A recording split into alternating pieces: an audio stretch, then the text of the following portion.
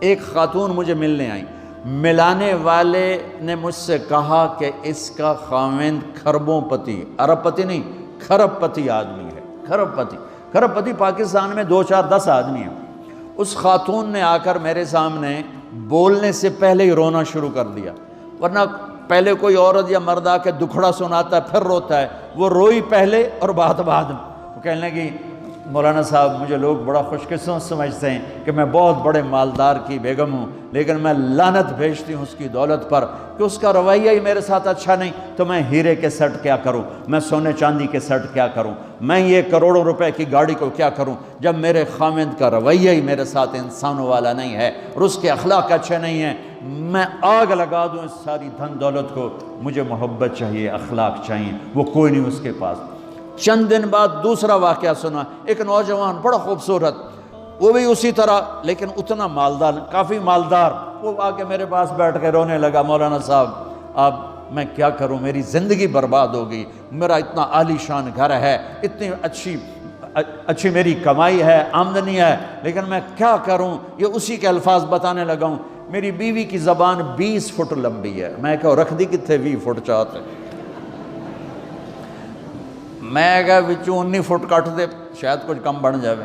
کہا میری بیوی بہت بد زبان ہے، میں کئی دفعہ طلاق دینے کی سوچ چکا ہوں، لیکن میرے 3 بچے ہو چکے ہیں، بچوں کو دیکھتا ہوں تو پھر میں اپنے صبر کا گھونٹ پی لیتا ہوں، ورنہ میرا جی چاہتا ہے اس کو ابھی طلاق دے کے گھر سے نکال دوں۔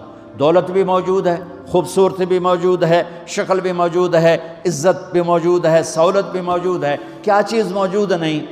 اخلاق موجود نہیں، حسن سلوک موجود نہیں، پیار محبت موجود نہیں۔ اب اپنے گھروں میں اگر خوشی دیکھنا چاہتے ہیں، ہر رشتے کو اگر آپ آباد کرنا چاہتے ہیں تو میرے نبی والی محبت دینا سیکھیں، میرے نبی والی محبت دینا سیکھیں، اپنے بچوں کو بھی، اپنی اولاد کو بھی، اپنے بہن بھائیوں کو، اپنے ماں باپ کو، ساس بہو کو، بہو ساس کو، سسر بہو کو، بہو سسر کو، بھائی بھائی کو، بہن بہن کو، اللہ کے واسطے برداشت کرنا سیکھو۔ مجھے میرے رب کی قسم ساری دنیا کا چین و سکون برداشت میں ہے، صبر میں ہے، صبر میں ہے، صبر میں ہے۔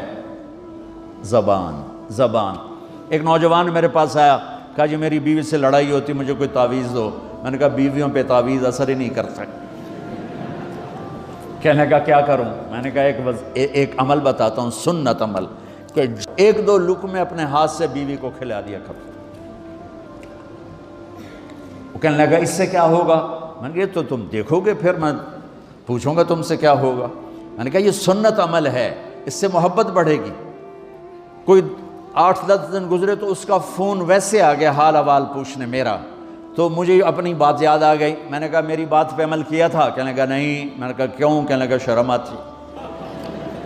میں نے کہا لڑتے ہوئے شرم نہیں آتی؟ کبھی کوئی کمزور سے بھی لڑتا، عورت تو بیچاری کمزور ہے، چلو یہاں کی عورتیں طاقتور ہیں، سنا ہے کہ بڑی شیرنیاں ہیں اور ان کے خامد سارے بکری یہ شیر ہیں، الٹا ہی کام ہے، یہاں عورتیں شیر ہیں، خامد بکریاں ہیں۔ چلو بھائی تم مہربانی کر کے اپنے خامدوں کو عزت دو، اور ان سے کہتا اپنی بیویوں کو عزت دو، محبت سے رہو۔ تو میں نے کہا بے وقوف، کبھی کمزور کے ساتھ بھی کوئی لڑتا ہے، اس میں تمہیں شرم نہیں آتی؟ اور اس میں شرم آتی ہے سنت۔ میں نے کہا چل کر اور مجھے بتا۔ کوئی 2 گھنٹے بعد اس کا فون آیا، کہا مولانا دوپہر کا کھانا تھا، میں نے اپنی بیوی کے منہ میں لقمہ جو دیا نا تو اس کا منہ وہیں کھلا رہ گیا۔ وہ کہنے لگی تو نے خود تو کیا نہیں، کسی نے تجھے بتایا ہے؟ کس نے بتایا؟ تو بتا، تیرے اندر یہ ظرف نہیں ہے، تمہیں یہ سبق کس نے پڑھایا ہے؟ اس نے کہا مجھے یہ سبق مولوی طارق جمیل نے پڑھایا۔ تو کہنے لگا میری بیوی نے ایسے اپنی جھولی اٹھا لی اور کہا مولوی طارق جمیل اللہ اس کے بچوں کو سلامت رکھے جس نے تمہیں انسان بنایا۔ میرے بھائی بہنوں صبر کرنا سیکھو۔